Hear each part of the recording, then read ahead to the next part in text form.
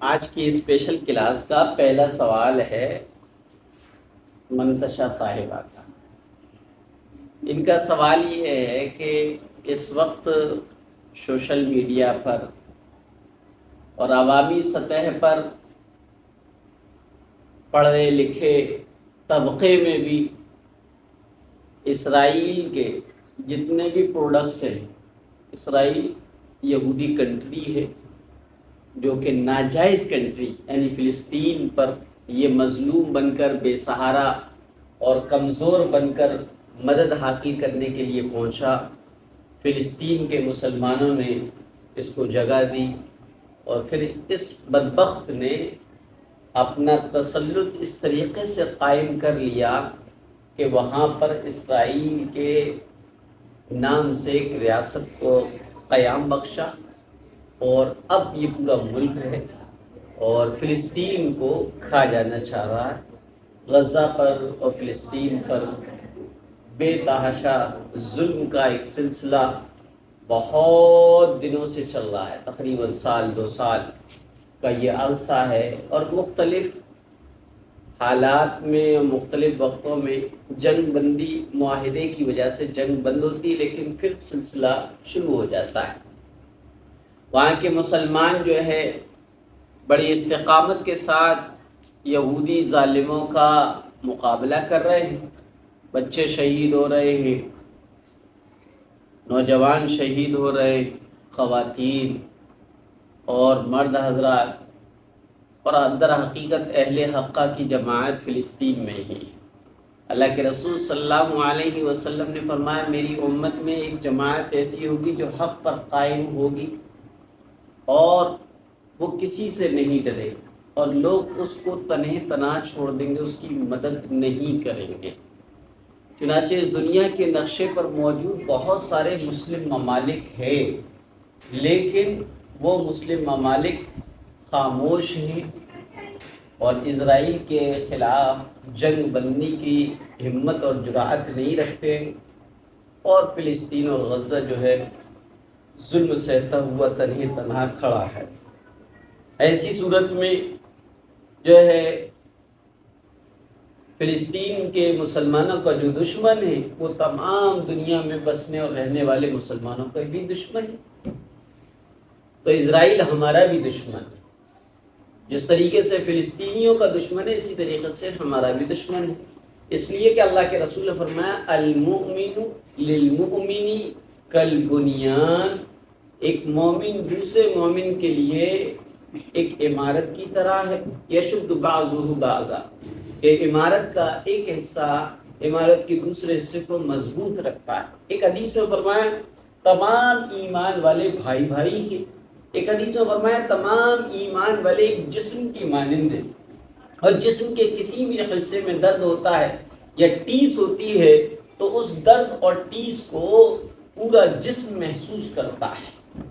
تو مسلمان کہیں بھی ہو، کسی بھی علاقے میں اگر ان پہ ظلم ہو رہا ہے تو گویا کہ تمام دنیا میں رہنے والے مسلمانوں کو اپنے دل میں ان کا درد محسوس کرنا چاہیے۔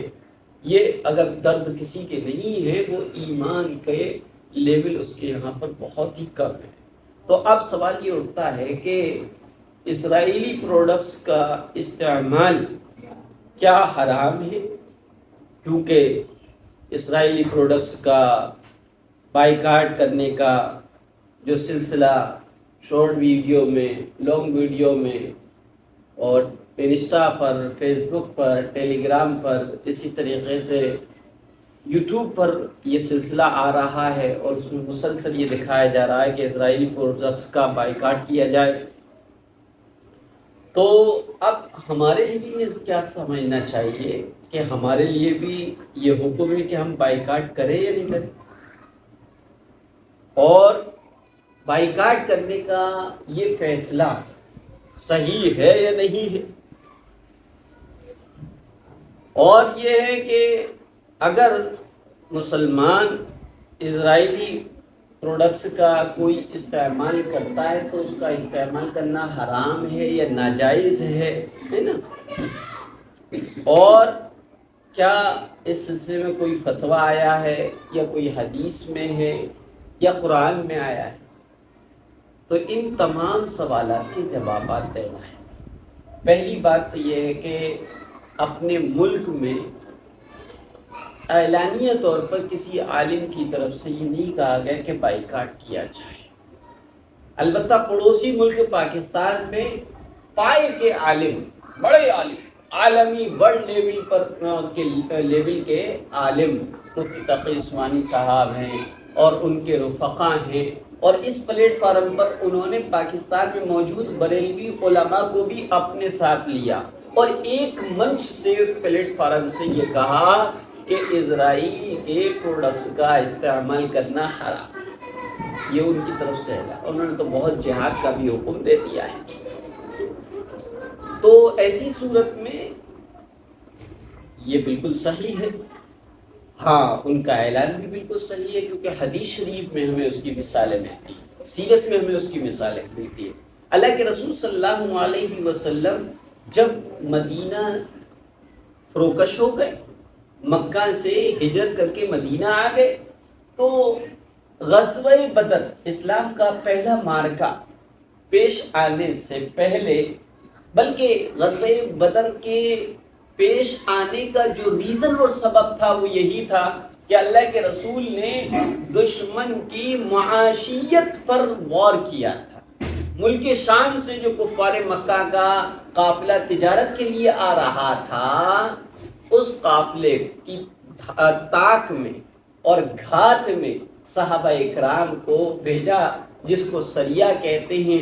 وہ بات الگ ہے کہ ابو سفیان جو قریش کے قبیلے کا سردار بھی تھا اور اس ملک شام سے واپس ہونے والے قافلے کا امیر بھی تھا، لہذا اس کو کہیں خبر لگی تو وہ دوسرے راستے سے اپنے تجارتی قافلے کو مسلمانوں سے بچاتے ہوئے لے کے چلا گیا۔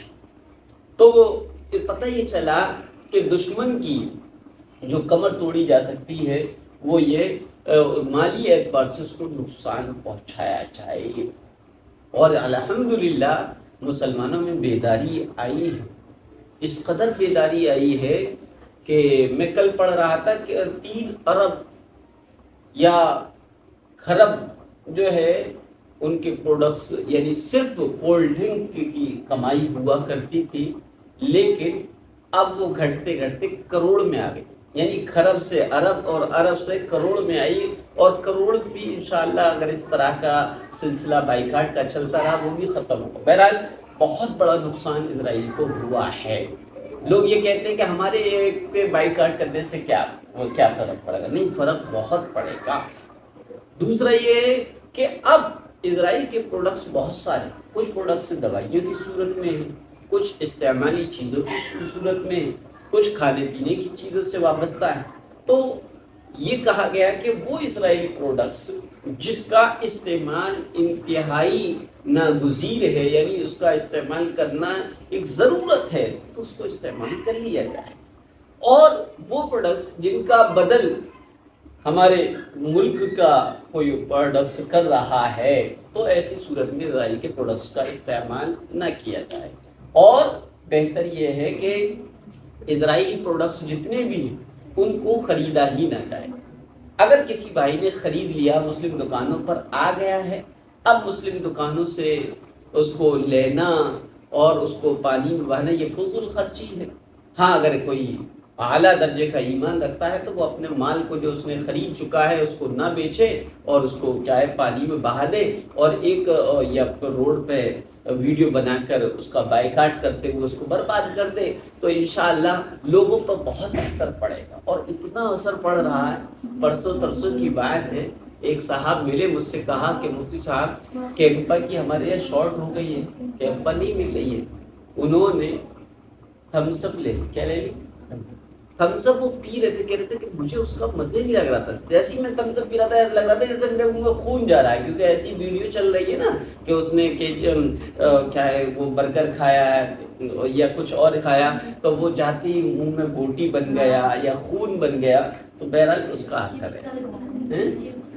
چپس کا بھی لکھا ہے، تو چپس ہیں، چاکلیٹس ہیں، صابن ہیں، شیمپوز ہیں، یہ سارے جو ہیں آپ کو دوسری کمپنیوں کے مل جائیں گے، آپ دوسری کمپنی کے استعمال کریں۔ اب رہا یہ کہ وہ کوالٹی نہیں ہے، دیکھیے کوالٹی نہیں ہے لیکن چیز تو ضرورت تو آپ کی پوری ہو جائے گی، ذائقہ اور کوالٹی نہ دیکھا جائے بلکہ اس وقت یہ دیکھا جائے کہ ہمیں اپنے فلسطینی بھائیوں کے ساتھ ہم جو کچھ کر سکتے ہیں وہ یہی ہے کہ اسرائیل کو زیادہ سے زیادہ نقصان پہنچائیں، اس کے پروڈکٹس کا بائیکاٹ کر کے، اور ان کے حق میں، اسرائیل کے حق میں بربادی کا اللہ تعالیٰ سے یہ دعا کریں اللہ اس کو نیست و نابود کر دے، صفحہ ہستی سے مٹا دے، اور فلسطین کی مدد و نصرت کی دعائیں کریں۔ یہی کیا ہے ایک مسلمان کا دوسرے مسلمان پر حق بھی ہے، 6 حقوق میں سے، کہ جب کوئی پریشان ہو تو اس کی پریشانی کو اپنی وسعت اور حیثیت کے مطابق دور کرے۔ تو سمجھ میں آ گیا؟ غذائی پروڈکٹس کا استعمال ایسی صورت میں جب کہ اس کا بدل ہے بھی، پھر بھی اسرائیلی پروڈکٹس کو استعمال کیا جائے تو یہ جو ہے گناہ ہے۔ اچھا دوسرا سوال کسی کا کوئی؟ جی ویڈیوز میں جو کیو آر کوڈ دیا جا رہا ہے اس کو پہلے مطلب یہ دیا جا رہا ہے کہ فلسطین کی اگر مدد کرنی ہے تو اس پہ ایسے اسکین کر کے اس کو دے دیں۔ جی ہاں، ویڈیو میں کچھ ایسے ہیں لوگ ہیں جو فلسطین کی مدد کے نام پر کیو آر کوڈ اسکینر انہوں نے ڈال رکھا ہے، اور وہ ویڈیو میں لوگوں سے، مسلمانوں سے یہ اپیل کرتے ہیں کہ آپ اس اسکینر پر اسکین کر کے کچھ جو بھی رقم آپ مدد کرنے کے لیے دینا چاہتے ہیں فلسطین کو دے دیں، ہم آپ کی یہ رقم مظلوم فلسطین بھائیوں اور بہنوں کو پہنچا دیں گے، اور آپ کی یہ مدد ان کے کھانے، ان کے کپڑے، ان کی رہائش اور ان کی تمام ضروریات کے لیے جو ہے استعمال کی جائے گی اور ان کو لگائی جائے گی، اور اس طریقے سے آپ کو جو ہے اللہ کے یہاں پر اجر ملے گا۔ تو اس سلسلے میں دیکھیے فراڈ ہر جگہ ہے، یہاں بھی کچھ لوگوں نے فراڈ کیا اور فلسطین کے مظلوم مسلمانوں کا نام لے کر اپنے پیٹ انہوں نے بھرنا شروع کر دیے۔ وہ دکھا تو یہ رہے کہ ہم فلسطین کی مدد کر رہے ہیں، لیکن حقیقت یہ کہ وہ وہاں تک نہیں پہنچ پاتا ہے۔ ہاں کچھ اچھے بھی لوگ ہیں، اب یہ اس کی تحقیق ہو جائے کسی طریقے سے کہ کون ہے اور وہ کس پلیٹ فارم سے فلسطین تک ہماری مدد پہنچا رہا ہے، اگر پتہ لگ جاتا ہے تو اس کو دینا ثواب کا کام ہے، اور اگر پتہ نہیں لگتا ہے تو احتیاطاً نہ دیا جائے۔ ہاں آپ نے کیا پوچھا تھا؟ انہوں نے پوچھا تھا بیماری کی حالت میں ہم کسی ضرورت مند بیمار کو اپنا خون دے سکتے ہیں یا نہیں؟ تو آپ کو یہ معلوم ہوگا، اگر یہ معلوم نہیں ہے تو آپ سمجھ لیجئے جب آپ کسی کو خون دینا چاہتے ہیں، ہے نا، تو خون نکالنے سے پہلے آپ سے پوچھا جاتا ہے آپ کو کوئی بڑی بیماری تو نہیں؟ اگر کوئی بڑی بیماری ہوتی ہے تو ہو سکتا ہے کہ آپ کے خون کے اندر وہ بیماری کے کیٹانو ہو اور انفیکشن وغیرہ بیمار کو نہ لگ جائے، اس لیے آپ کا خون نہیں لیا جاتا۔ آپ کو ہلکا سا فیور ہے، بخار وغیرہ ہے تو وہ لے لیا جاتا ہے۔ بہرحال شریعت یہ کہتی ہے کہ کسی بھی ضرورت مند کو اگر خون کی ضرورت ہے اور آپ خون دے سکتے ہیں اور خون دینے کے بعد کسی طرح کی آپ کو کوئی کمزوری نہیں ہوگی، کوئی پریشانی نہیں ہوگی، تو اچھی بات ہے، خون دے دینا چاہیے اور اس لیے ثواب کا کام ہے۔ البتہ بلڈ بینک میں جمع کرنے کے لیے نہیں دینا چاہیے، اسی طریقے سے شوقیہ نہیں دینا چاہیے، بیچنا بھی نہیں چاہیے۔ خون اپنا نکال کر کسی کو دیا، اس کے عوض میں کچھ رقم لے لی، یہ خون کا بیچنا ہے، یہ بھی جائز نہیں ہے، حرام ہے۔ ہاں کسی کو خون دیا جا سکتا ہے، चलिए और जैसे ही मुझसे हमारी दादी का इंतकाल हुआ है तो हम अपने घर में मना कर रहे हैं ये सबकी जी 40वां 10वां पाता वगैरह का इसका। हाँ। अच्छा हमारे चाचा जो मानते नहीं है वो उन्होंने भी हमारी फूफियाँ ने हमारी जो चाची ताई हैं उन्होंने मतलब वो तीजे की खाता जो होती है 5 फल मंगाते हैं वो करवाया है, लेकिन उन्होंने नहीं है। अब हमने मना करी और हमारी फूफी है वो भी उनके बच्चे भी मतलब सही है सही इरादा रखते हैं। तो उन्होंने हमने बयान ये क्या हुआ हम अपनी दादी को गुसल दे रहे थे, लेकिन वहाँ से कुछ लोग आए खरेल की तरफ से, तो उन्होंने नहीं ये पूरे गुसल को उन्होंने मतलब बहुत ज़्यादा सभी लोग बहुत ही ज़्यादा कर रहे थे। मैं और एक मिलने वाली है तो हम दोनों देते हैं गुसल, हमने अपनी छोटी अम्मी का और भी दिया था, हमने अपनी दादी का भी देंगे।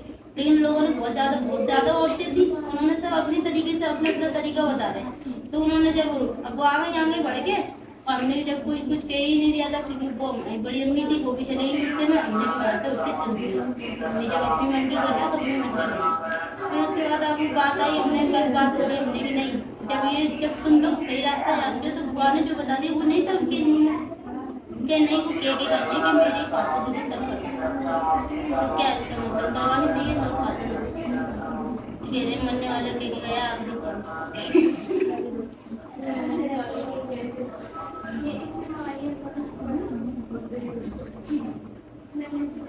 दो मसले हैं। अगर कोई मरहूम या हमारा रिश्तेदार किसी नाजायज़ काम की या किसी ऐसे काम की वसीयत कर जाए जो शरीयत में मौजूद ना हो या शरीयत उसकी इजाज़त ना देती हो, तो ऐसी वसीयत को पूरा करना वाजिब और ज़रूरी नहीं है।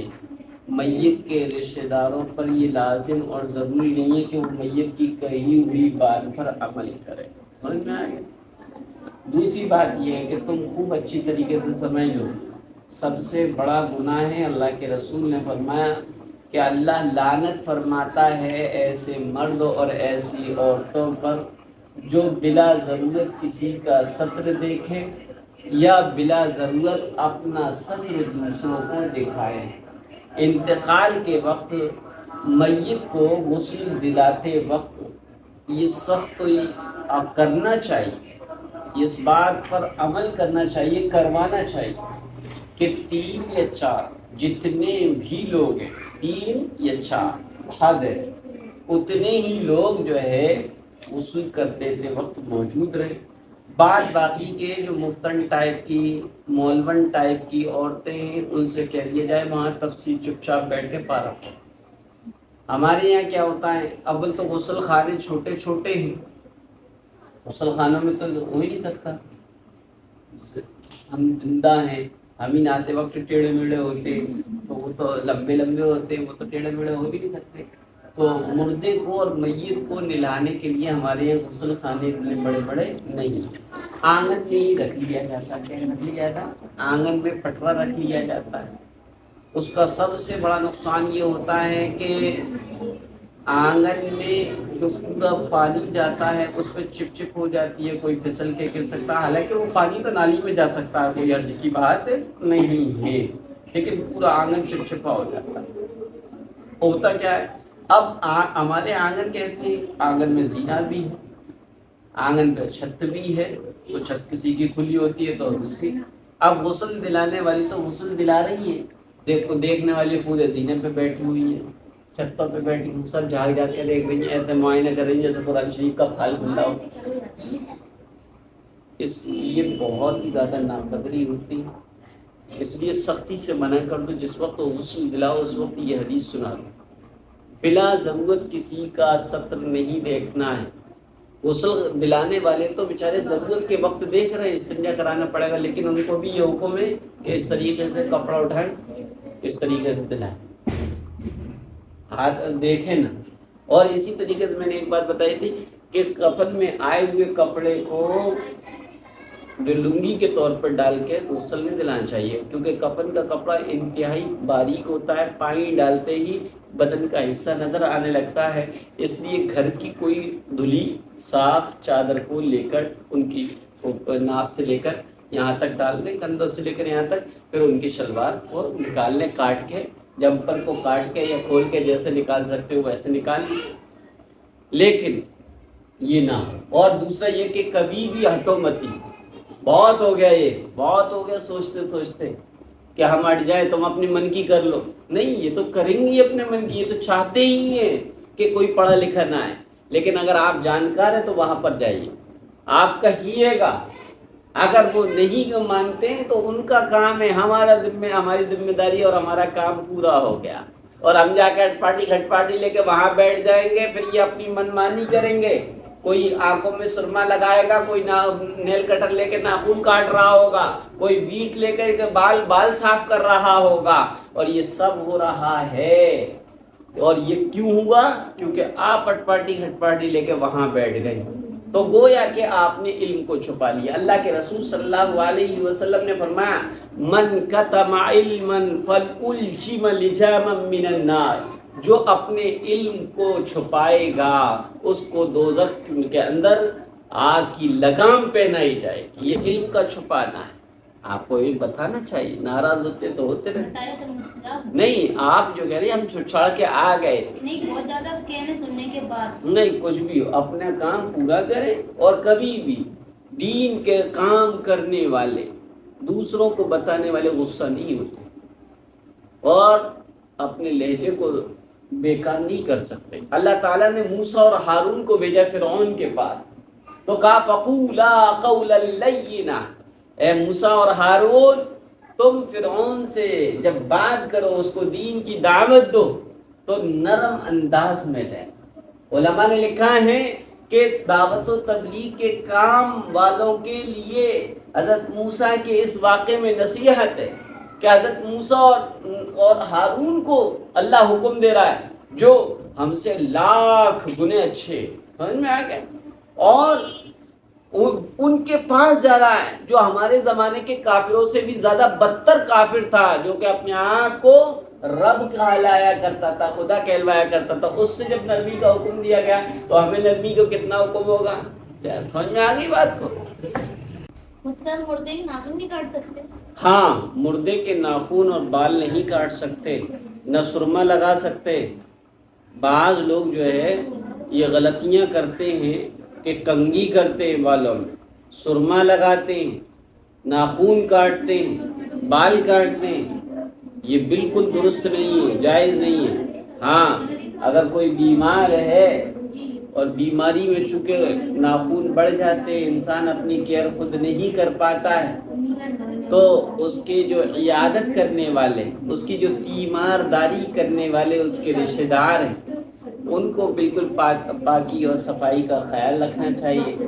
ناخن اگر بڑے ہیں تو کاٹ دینا چاہیے، اسی طریقے بال بڑے ہیں تو کاٹ دینا چاہیے، کیونکہ اللہ کے رسول صلی اللہ علیہ وسلم کے فرامین سے یہ ثابت ہے کہ ان مرد و عورت کے مخصوص جگہ کے بال اور ناخن 40 دن سے زائد چھوڑے رکھنا جائز اور درست نہیں ہے، مکروہ ہے، شریعت میں ناپسندیدہ ہے۔ لہذا بہتر یہ کہ ہر ہفتے کاٹا جائے بال اور ناخن، بال ہر ہفتے صاف کیے جائے، ناخن ہر ہفتے کاٹے جائیں، یہ نہ ہو سکے تو 15 دن میں، 15 دن میں نہ ہو سکے تو 20 دن میں، 20 دن میں نہ ہو تو 30 دن میں، لیکن 40 دن بہرحال نہیں ہونا چاہیے۔ لیکن جب کوئی بڑا مرض میں، چھوٹے موٹے مرض میں مبتلا ہوتا ہے، چھوٹے موٹی بیماری میں مبتلا ہوتا ہے، بخار وغیرہ، تو 2-4 دن میں اس کو صحت ہو جاتی ہے، شفا مل جاتی ہے۔ لیکن کوئی لانگ مرض میں مبتلا ہو جائے، کوئی بڑی بیماری میں مبتلا ہو جائے، اور ایسی بیماری میں مبتلا ہو کر خود دوسروں کا محتاج بن جائے، بال اور ناخن بھی نہ کاٹ سکے، چہرہ مہرہ بھی نہ دھو سکے، تو ایسی صورت میں اس کے تیمارداروں کی ذمہ داری ہے کہ وہ ناخن کاٹیں، بال کاٹیں۔ لیکن سپوز کرو کسی نے نہ بیمار کے ناخن کاٹے، نہ بال کاٹے گئے، اور اسی حالت میں اس کا انتقال ہو جاتا ہے، تو اس وقت انتقال کے بعد ناخن کتنے ہی بڑے، بال مخصوص جگہ کے کتنے ہی بڑے ہیں، اس کو کاٹ نہیں سکتے۔ سمجھ میں آئے گا؟ اسی طریقے سے مردے کی بالوں میں تیل ڈال کے کنگھی کرنا بھی منع ہے، آنکھوں میں سرما لگانا بھی منع ہے، اور لوگ یہ سب کرتے ہیں، اور کرتے کیوں ہیں؟ جن کو علم نہیں ہے، آدھا ادھورا علم ہے، تو وہ ایسا کام کر لیتے ہیں۔ ایک صاحب نے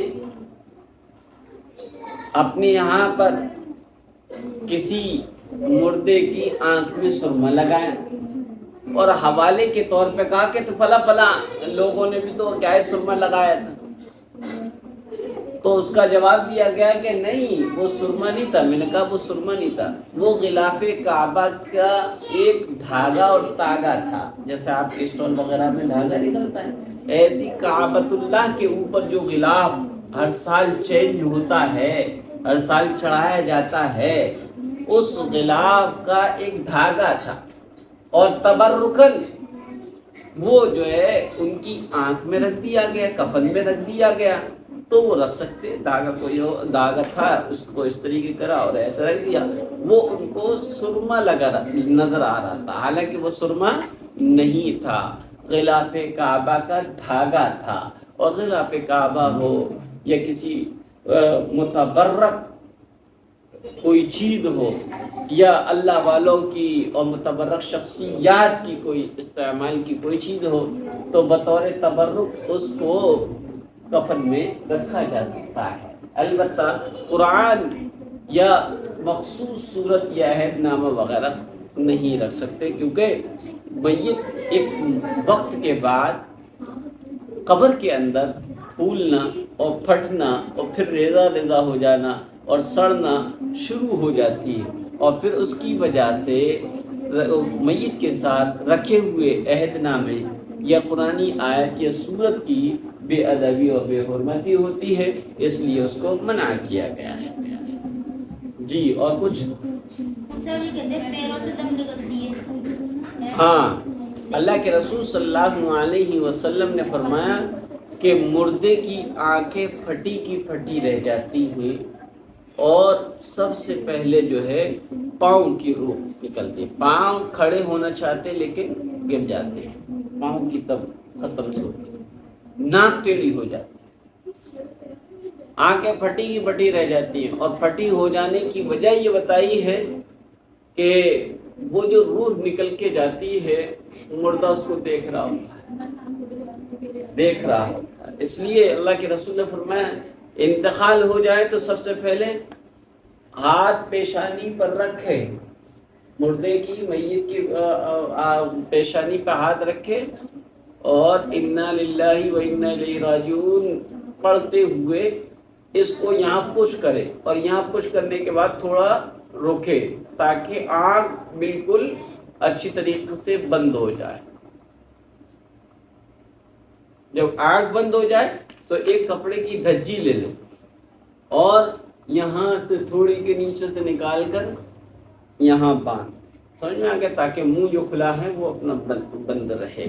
اسی طرح پاؤں کے ناخون، پاؤں کے دونوں پیروں کا جو انگوٹھے ہیں ان کو لے کے باندھے یا سیدھا کر دے، اور کسی میت کا پیٹ پھولنا شروع ہو جائے، بعض مرتبہ یہ بھی ہوتا ہے، تو کوئی چیز پیٹ پہ رکھ بھی سکتے ہیں۔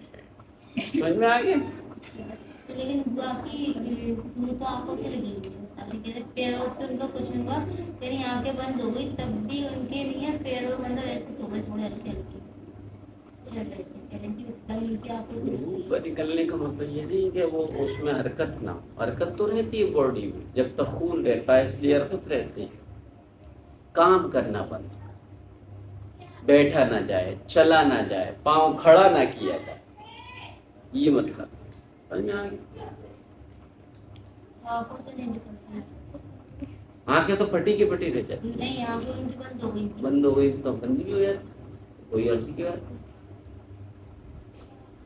بعض لوگوں کو پتہ ہی نہیں چلتا، چنانچہ بہت سے رشتے دار ہیں ایسے ہوتے ہیں جو کھلا کر پلا کر سلا کر خود سو جاتے ہیں، لیکن صبح اٹھتے ہیں تو وہ اٹھتے ہیں، لیکن جس کو اٹھاتے ہیں وہ اٹھ نہیں پاتا، وہ کب اللہ کو پیارا ہو جائے پتہ نہیں چلتا۔ اسی لیے تو جو سو کر اٹھنے کی دعا ہے نا، اسی دعا میں جو ہے ایک اشارہ بھی ملتا ہے، سبحان الحمدللہ الذی احیانا، تمام تعریفیں اس اللہ کے لیے جس نے ہم کو زندہ کیا، بعد ما اماتنا، ہمارے مر جانے کے بعد، وَإِلَيْهِ النُّشُورُ، اور اسی کی طرف ہم سب کو جمع ہو کر جانا ہے۔ تو سونے کی دعا کیا؟ اللہم بسمک اموت و احیا، اے اللہ میں تیرا نام لے کر سوتی ہوں، جیتی ہوں اور مرتی ہوں۔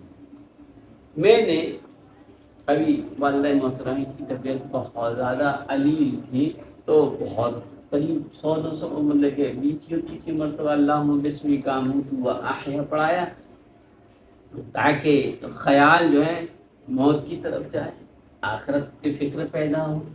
ورنہ تو حقیقت یہ ہے، دیکھا گیا ہے زندگی بھر جو دماغ میں رہتا ہے نا، وہی موت کے وقت نکلتا ہے۔ اے نمک تیز کر دیا، اس کو بلا دے، اس کو کھانا دے دے، اے وہ ابھی تک نہیں آئے، ارے رہتے لڑکے ہاڑی یہاں پر کہاں تک چھپک جائیے، یہاں اس طرح کی ساری باتیں جو ہیں گھومتی رہتی۔ اس لیے طوطے کو جب بلی پکڑتی ہے تو منہ سے کیا نکلتا ہے؟ ٹیں ٹیں ٹیں نکلتا ہے، کیونکہ ٹیں ٹیں اس کی فطرت میں بسا ہوا ہے، کلمہ نہیں نکلتا۔ ثوابی ثوابی ثوابی آ گئی، ثوابی آ گئی، ثوابی آ گئی، ایسا کچھ طوطے ہوتے ہیں جو اپنے گھر کے کسی ممبر کا نام لیتے ہیں اور ان کے آنے پر خوب ادھر سے ادھر اگتے، ثوابی آ گئی، ثوابی آ گئی، ثوابی آ گئی۔ تو لیکن جب بلی پکڑے گی تو وہ یہ نہیں کہے ثوابی بچا لو، ثوابی بچا لو، ثوابی بچا لو، وہ تو یہ کہے گا ٹیں ٹیں ٹیں ٹیں۔ اس لیے علماء نے لکھا ہے کہ اپنے دلوں میں فکر آخرت پیدا کر لو، تاکہ موت کے وقت، غرغرے کے وقت جو ہے فکر آخرت والی چیزیں نکلیں، نہ کہ دنیا والی۔ اور یہ کہتے ہیں کہ ایک مردے کا منہ کھلا رہ گیا تو دوسرے کی مطلب دوسرے کا جلدی انتقال ہو گیا گھر میں۔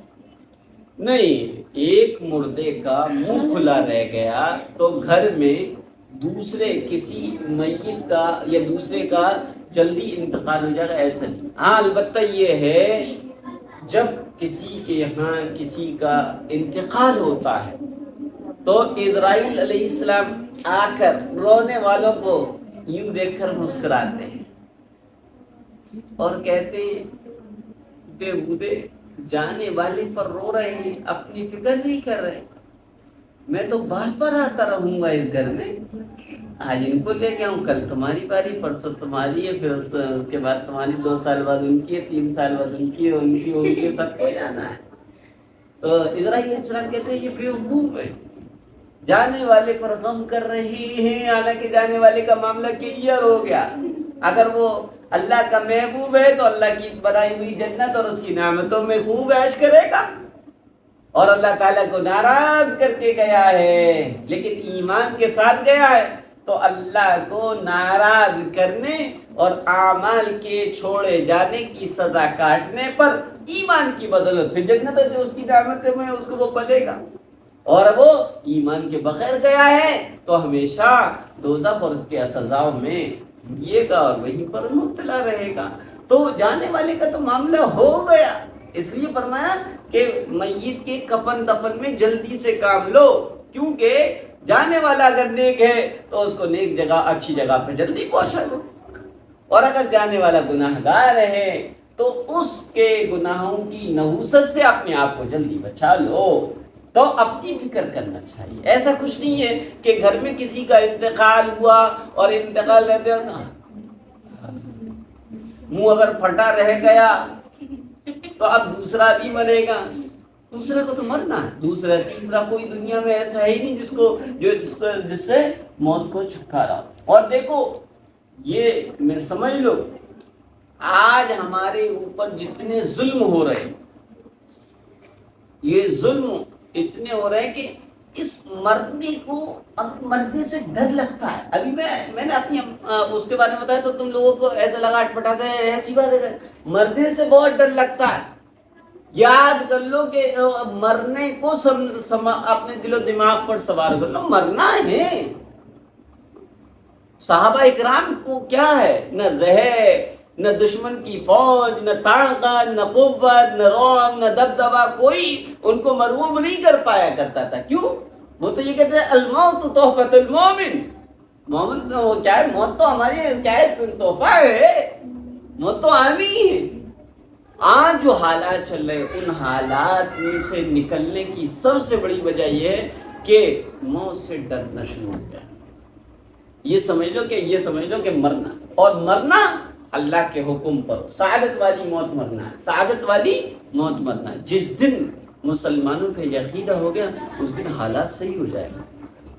آج حالات صحیح نہیں ہے، اس کی وجہ کیا ہے؟ وجہ یہی ہے کہ ہم نے اور آپ نے یہ سمجھ لیا ہے کہ موت سے بچ جائیں گے، یا ہم نے اور آپ نے اپنی زندگی کو اس اینگل سے گزارنا شروع کیا ہے جیسا کہ ہمیں مرنا ہی نہیں ہے، مرنے کی کوئی پلاننگ ہی نہیں. ہر چیز کی پلاننگ ہوتی ہے. بڑھاپے میں یہ کمرہ کام آئے گا، دلہن آ جائے گی تو اس کے لیے ہوگا، بہو کے لیے یہ ہوگا، مہمان آئیں گے اس کے لیے یہ ہوگا، ہم جب بڈھے بڑھیا ہو جائیں گے تو ہمارے لیے بالکنی ہوگی اور یہ ہوگا وہ ہوگا.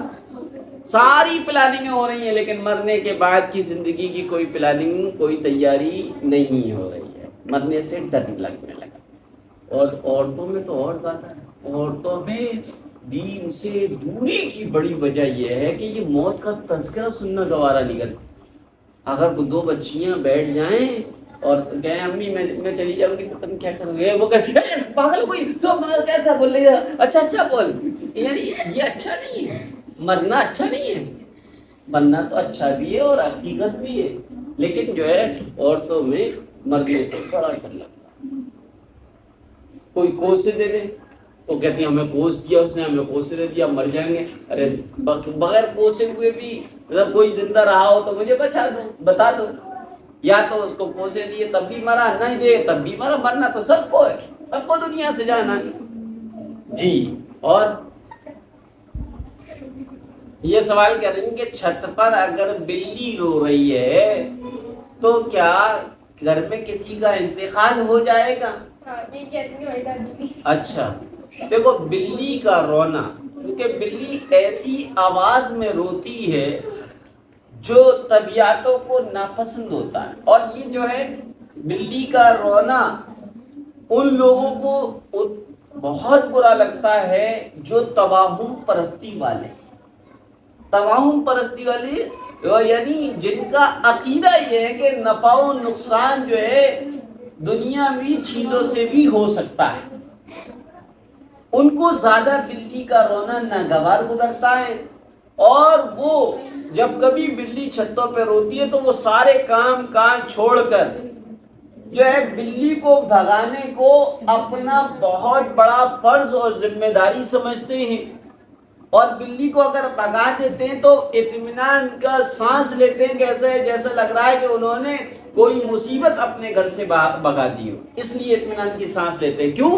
کیونکہ وہ یہ سمجھتے ہیں کہ بلی اگر روتی ہے تو اس گھر میں پریشانیاں اترتی ہیں، اس گھر میں کوئی نہ کوئی موت ہو جاتی ہے. ایسا کچھ بھی نہیں ہے. مجھے یہ بتا دو کوئی ایسا گھر جس میں بلی نہ روئی ہو اور پھر اس میں کیا ہے پریشانی نہ آئی ہو یا کیا ہے موت نہ ہوئی ہو. تو بلی کے رات میں یا دن میں کسی کے گھر یا چھت پر رونے کا تعلق کسی انسان کی موت سے ہرگز نہیں ہے. سمجھ میں آ گیا؟ نہ کسی طرح کی حالات اور پریشانیوں کی سے اس کا کنیکشن ہے. بس وہ روتی ہے. کیوں روتی ہے اللہ جانے.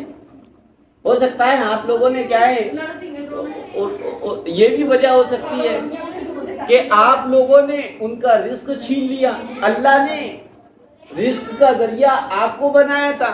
آپ نے اپنے ڈسٹ بن کو ایسا بنا لیا، کپڑے اس میں، ہڈیاں اس میں، روٹی کے ٹکڑے اس میں، گٹھلیاں اس میں، سب کچھ اس میں.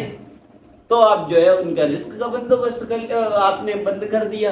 ورنہ تو ایک بزرگ تھے، دوسرے بزرگ کے یہاں پہنچے، کہا کہ دسترخوان اٹھانا جانتے ہو کیا؟ ہاں جانتا ہوں، یہ اٹھانا ہے اور وہ پڑھنا ہے. کون سی دعا پڑھنا ہے؟ دسترخوان اٹھانے کی دعا آپ لوگوں کو یاد ہے؟ نہیں یاد ہے؟ دسترخوان اٹھانے کی دعا یاد نہیں ہے؟ ہاں کیا ہے؟ حمدن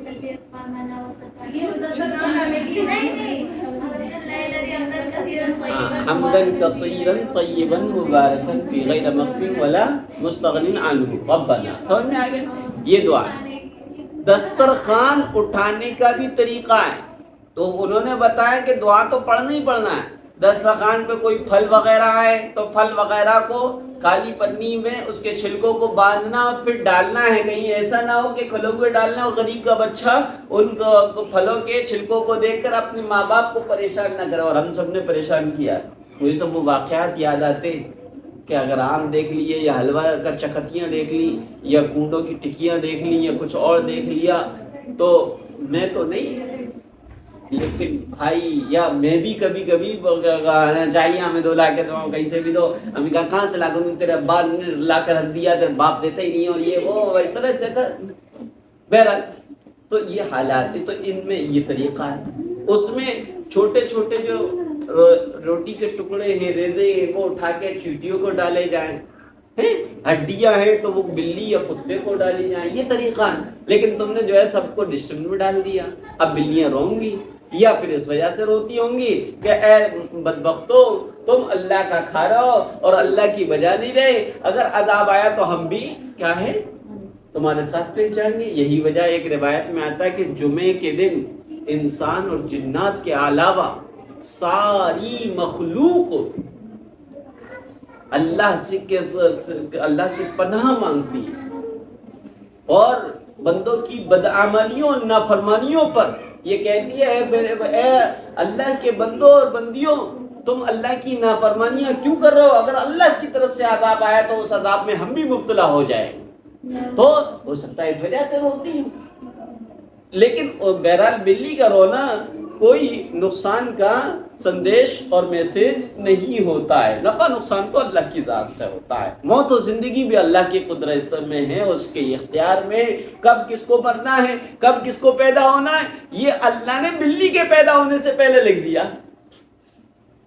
اللہ نے بلی کے پیدا ہونے سے پہلے لکھ دیا. بلی کب پیدا ہوئی ہے؟ بعض اسرائیلی روایت میں یہ ملتا ہے کہ بلی دنیا میں آنے کے بعد پیدا ہوئی ہے. کیا؟ اور انسان دنیا کے آباد ہونے سے پہلے پیدا ہو گیا. حضرت آدم کو پیدا کر دیا، حضرت حوا کو پیدا کر دیا، اور ان دونوں سے قیامت تک ہونے والی اولاد اور نسل انسانی کو چیٹیوں کی شکل میں اللہ نے نکال کے باہر کر دیا. اور اسی حالت میں عالم ارواح میں اللہ نے عہد لیا، الست بربکم، کیا میں تمہارا رب نہیں ہوں؟ تو ہم سب کی روحوں نے کہا تھا قالو، کیوں بلا، کیوں نہیں ربنا، آپ ہمارے رب ہیں. لہذا اسی عہد الست میں اس عہد کی وجہ سے آج اللہ تعالیٰ نے ہمیں ایمان کی دولت سے مالا مال فرمایا. پھر انسان آدم کو دنیا میں بھیجا، اور آدم اور حوا جب دنیا میں آئے تو ایک ڈھونڈتے ڈھونڈتے ڈھونڈتے ڈھونڈتے لمبا زمانہ گزرا. پھر جو ہے دونوں ملے کہاں پر؟ عرفات میں آ کے ملے. جدہ سے کون چلی؟ دادی حوا چلی. سری لنکا سے آدم چلے، یہاں پر عرفات میں آ کے ملے. اور جب ملے تو پھر وہی انسان پیدا ہوئے جو اللہ نے عالم ارواح میں چیٹی کی شکل میں نکالے تھے. انسان پیدا ہو گئے. پھر حضرت آدم علیہ السلام کے بیٹے شیس علیہ السلام، اور پھر اور پیغمبر، پھر نوح علیہ السلام. اور نوح علیہ السلام نے 950 سال تک اللہ کی تبلیغ کی، اور اس کے نتیجے میں سوائے چند لوگوں کے اور پوری کی پوری قوم ایمان نہیں لائی. اللہ کی طرف سے حکم آیا کہ کشتی بناؤ، اور کشتی میں ہر ایک چیز کو کیا ہے، ہر ایک ایمان والے کو سوار کر لو، اور پرندوں میں سے، درندوں میں سے، چرندوں میں سے، یعنی ہر جانور کا ایک جوڑا لے لو، نر اور مادہ لے لو. سمجھ میں آ گیا؟ انہوں نے لے لیا. لینے کے بعد پانی اللہ کے حکم سے زمین سے ابلنا شروع ہوا، آسمان سے برسنا شروع ہوا. پوری دنیا میں پانی پانی، گڑ گڑ گڑ گڑ گڑ گڑ گڑ گڑ گڑ، بادل گرجتے تھے اور موسلادھار بارش ہو رہی تھی. ساری دنیا میں پانی پانی ہو گیا. تو ایسی صورت میں شیطان جو ہے وہ بھی کشتی میں لٹک گیا، سوار ہو گیا، اور اس نے دیکھا کہ یہ تو جو ہے میرے ماننے والے سب ڈوب گئے. اور نوح کو ماننے والے یہ بچ رہے ہیں. یہ کیسے بچ رہے ہیں؟ اس نے خنزیر کی ناک کو اس طریقے سے رگڑا, اس کی ناک سے 2 چوہے نکلے. کیا 2 چوہے نکلے؟ ان چوہوں نے کشتی کو کاٹنا شروع کیا. کیا کرنا؟ کاٹنا شروع کیا. حضرت نوح علیہ السلام نے شیر کی ناک کو رگڑا, وہ اس سے بلی نکلی. کیا نکلی؟ بلی نے وار کیا چوہوں پر. یہ جو کہتے ہیں بلی وہ شیر کی خالہ ہے اور خالہ نے سب داؤ سکھا دی, ایک بھی داؤ نہیں, یہ تو دادی نانی کے واقعات ہیں. سمجھ میں آ گیا؟ تو پتہ ہی چلا کہ ہماری موت اور زندگی کے فیصلے اس وقت بھی ہو گئے جب بلی پیدا ہی نہیں ہوئی تھی. جب بلی پیدا ہی نہیں ہوتی تو اب بلی کے رونے سے ہم کون مر سکتے ہیں, اور ہم کہاں جی سکتے ہیں نہ رونے سے. سمجھ میں آ گیا؟ اس کا کوئی تعلق نہیں. جیسے کوئی بیمار ہے اور بیمار ہے, اس کو مروا دے گا خواب میں, تو کیا اس کو مروا دے گا؟ ہاں یہ بات ہے, یہ بات ہے. دیکھو جب کبھی یہ خواب بتاتے ہیں نا کسی زندہ کو, خواب میں مرا ہوا دیکھو تو تعبیر یہی بتاتے کہ اس کی عمر بڑھے گی. اور ایک دوسری طرف ہم نے بتایا کہ تقدیر یہ ہے کہ جس کو جتنا زندہ رہنا وہ پہلی سے طے کر دیا گیا ہے. تو بڑھنے کا کیا مطلب سمجھ میں آ گیا؟ تو اس کا جواب یہ کہ ہمیشہ تعبیر کسی خواب کی ایک جیسی نہیں ہوتی, بلکہ خواب دیکھنے والے کے حالات کے اعتبار سے تعبیر بھی بدلتی رہتی ہے. کسی اللہ والے اور دیندار متقی پرہیزگار کا انتقال اگر کوئی دیکھتا ہے تو اس وقت تعبیر یہ ہے کہ اللہ ان کی عمر میں برکت عطا فرمائے گا. برکت عطا فرمانے کا مطلب یہ کہ وہ اپنی تھوڑی سی زندگی میں اتنا کام کر جائیں گے جو لوگ بہت زندگی میں نہیں کر پائے. سمجھ میں آ گیا؟ تو بڑھتی نہیں ہے عمر, بلکہ عمر میں برکت ہوتی ہے. بڑھتی نہیں ہے بلکہ برکت ہوتی ہے. اور اگر کوئی عام رشتہ دار کو دیکھا گناہوں سے دور ہے, نیکیوں کے قریب ہے, گناہ والی زندگی چھوڑ چکا ہے, تو اب اس کی تعبیر یہ ہوگی کہ وہ فکر آخرت, عمل موت, عمل آخرت کی طرف راغب ہوگا زیادہ. سمجھ میں آئے؟ ایک گناہگار ہے, پاپی ہے, اور پھر اس کو خواب میں مرا ہوا دیکھیں تو اب اس کی تعبیر یہ ہے کہ آپ اس کو سمجھائیں. شاید اس نے آخرت سے غفلت اختیار کر رکھی, وہ گناہوں میں ڈوبا ہوا ہے اور یہ سمجھا ہوا کہ موت نہیں آنے کی. آپ اس کو سمجھائیں میرے بھائی کیسی زندگی گزار رہے ہو. تو یہ ایک ہی لاٹھی سے ہمارے یہاں سب ہانکتے نا, دانت ٹوٹ جائے تو مصیبت آئیں گی, شادی دیکھ لیں تو یہ. ارے میں بتا رہا ہوں کہ ہر خواب دیکھنے والے کے اعتبار سے اس کی تعبیر بالکل بدلتی ہے, چینج ہوتی ہے. ایک ہی خواب ہر ایک کے ساتھ اس کی تعبیر نہیں لگائی جاتی. سمجھ میں آگے؟ اب انہوں نے خواب دیکھا کسی بیمار کو کا انتقال دیکھا, تو اس کی 2 تعبیر. اگر وہ بیمار بڑے بیماری میں مبتلا نہیں ہے تو اس کو راحت اور شفا ملے. موت دیکھیے کیوں, ایک روایت میں یہ آتا ہے کہ موت پریشانیوں کا حل ہے. کیا ہے؟ سارے دکھوں کا خاتمہ ہے. موت دیکھی آپ نے تو اللہ تعالیٰ اس کے پریشانیوں اور دکھوں کو, تکلیفوں کو دور فرمائے. اور اگر وہ بڑی بیماری میں ہے تو اللہ تعالیٰ عافیت دے گا. چنانچہ حضرت امام احمد بن حنبل رحمۃ اللہ علیہ سے کسی نے پوچھا انسان کو سکون اور راحت کب حاصل ہوگی؟ فرمایا جب وہ جنت میں چلے جائیں گے تب ان کو مکمل راحت اور سکون حاصل ہوگا. کچھ اور پوچھنا ہے؟ ٹھیک ہے.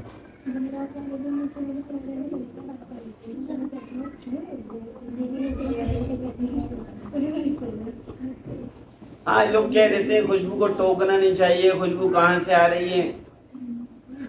دیکھیے خوشبو کو ٹوکنا نہیں چاہیے, ٹوک دو کوئی حرج کی بات نہیں, کوئی نقصان نہیں ہوگا, کیونکہ ہمارا یقین کیا ہے کہ نفع و نقصان مالک کے حکم کے بغیر نہیں ہو سکتا. سمجھ میں آ گیا؟ تو ٹوک دو کوئی حرج کی بات نہیں. البتہ عورتوں میں یہ عادت بہت ہوتی ہے, ان کی زبان کھلائے بغیر رہتی نہیں ہے. کہیں کی بھی ان کی ناک بریانی کی خوشبو سونگھ لے، بریانی ہو تیری تائی امی نے دیکھ بریانی بنائی ہے، اتنی چلی بھیجیں گی. ہو سکتا ہے تائی امی کے گھر کے دیوار کے پار سے وہ خوشبو آ رہی ہو، بیچاری تائی امی پر الزام لگ گیا کہ انہوں نے بریانی بنائی، اکیلے کھا لی اور ہمیں پہنچائی دی. نگیٹو اتنا سوچتے ہیں، نکاراتمک سوچ ہماری اتنی ہے. بھائی کسی کی خوشبو آ رہی ہے اچھی بات ہے، اللہ تعالیٰ اللہ کا شکر ہے، اللہ ہمیں بھی وہ نعمت دے دے، یہ تو مانگ لینا چاہیے.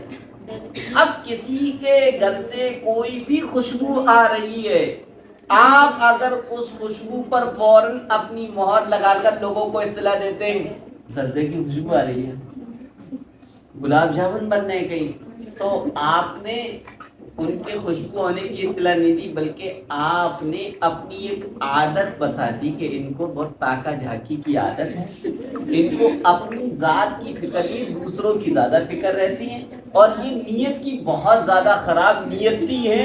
ان کا دل و دماغ کھانے پینے کی چیز میں ہی لگا رہتا ہے، کوئی کام دھام کی کوئی چیز یہ نہیں کرتی. اس لیے برائے مہربانی آپ سے بنتی یہی ہے کہ جب کبھی یہ قوت شامہ یا ناک کے ذریعے سے کوئی بھی خوشبو آپ سونگیں تو اس کا اظہار نہ کرو. ایسی بدبو کا بھی اظہار نہیں کرنا چاہیے. کبھی کبھی زبان کے ذریعے سے جو زخم لگتا وہ کبھی بھرتا نہیں ہے. بدبو کتنی آ رہی ہے، جس سے بدبو ہو سکتا ہے کوئی غریب ہو بیچارہ اس سے آ رہی، ہو سکتا ہے کوئی وہ، لیکن اس کو احساس دلا دینا، اس کی گویا کہ انسلٹ اور بےعزتی کرنا. اللہ کے رسول نے فرمایا ایک مومن والے کی بے عزت کرنا، ایک ایمان والے کو بے عزت کرنا، یہ اتنا بڑا گناہ اور جرم ہے کہ اس کو اللہ کے رسول نے مثال کے ذریعے سے فرمایا اگر کوئی بیت اللہ کو پہاڑا لے کر جائے اور گرا دے وہ اتنا بڑا گناہ نہیں ہے جتنا بڑا ایک مسلمان کو بے عزت کرنا ہے.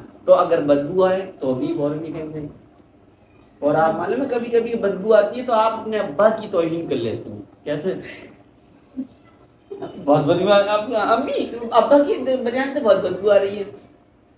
ٹھیک ہے ابا کے دل پر کیا بیت رہی ہو، لیکن یہ یاد رکھا جائے اس بنیان سے جو بدبو آ رہی ہے وہ بدبو اس پسینے سے آ رہی ہے جو پسینہ تمہاری ضرورت کی چیزوں کو لانے کے لیے نکلا ہے بدن سے.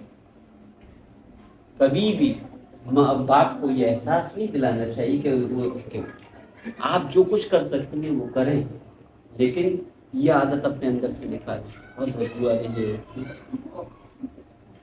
کوئی چیز آ رہی ہے تو اس کو برداشت بھی کر لو. ضروری ہے کہ منہ کھولو پکڑ اور سنڈاس کی طرف ہاتھ نکال برداشت کرو.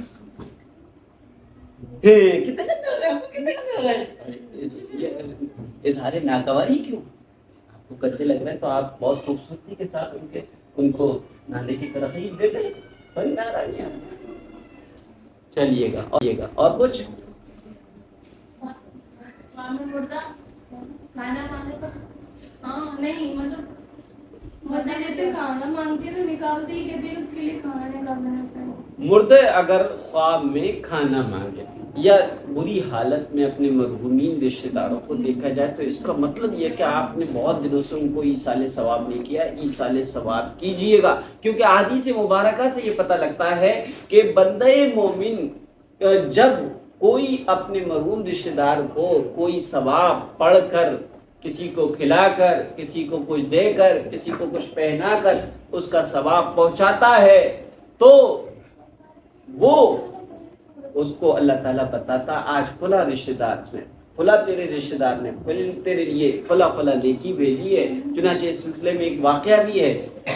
چند قبرستان کے جو ہے مردے روزانہ کچھ بینتے ہیں جا کے ڈنک ونک. ایک آدمی بیٹھے رہتے، ان سے کہا جا رہا ہے، ان سے کسی نے بزرگ نے کہا، خواب دیکھنے والوں نے، یہ قبرستان کے سارے مردے کفن میں وہ لپٹے ہوئے اپنی قبروں سے نکل کر یہ کچھ بین رہے ہیں، کچھ تلاش کر رہے ہیں.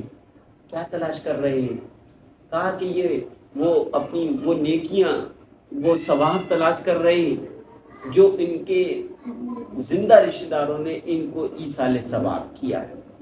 تو بزرگ نے پوچھا آپ محترم کیوں نہیں کر رہے؟ آپ بھی تو ڈھونڈیے گا، آپ کیوں نہیں بھین رہے؟ آپ کو ضرورت نہیں ہے. میں کہا مجھے ضرورت نہیں ہے کیونکہ میں اپنی زندگی میں صدقہ جاریہ کر کے آیا.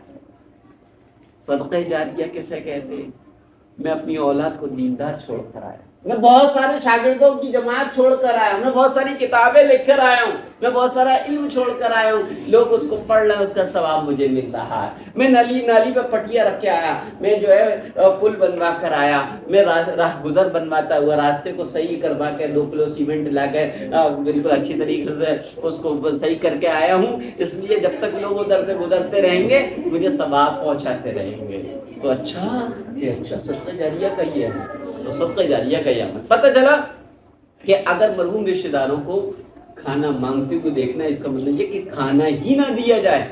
ये वो लोग कहते हैं जो ये समझते हैं कि हम जो कुछ मरहूम के नाम का किसी गरीब मुस्तहिक को देते हैं वो चीज उन तक नहीं पहुंचती बल्कि उसका सवाब पहुंचता है। लिहाजा मरहूम ने अगर खाना मांगा है तो घी की चुपड़ी हुई रोटी खाने में रोजाना 40 दिन तक या 10 दिन तक या 20 दिन तक भेजना जरूरी नहीं है, बल्कि किसी भी गरीब की मदद अपनी हैसियत से उनके मुताबिक कर दो।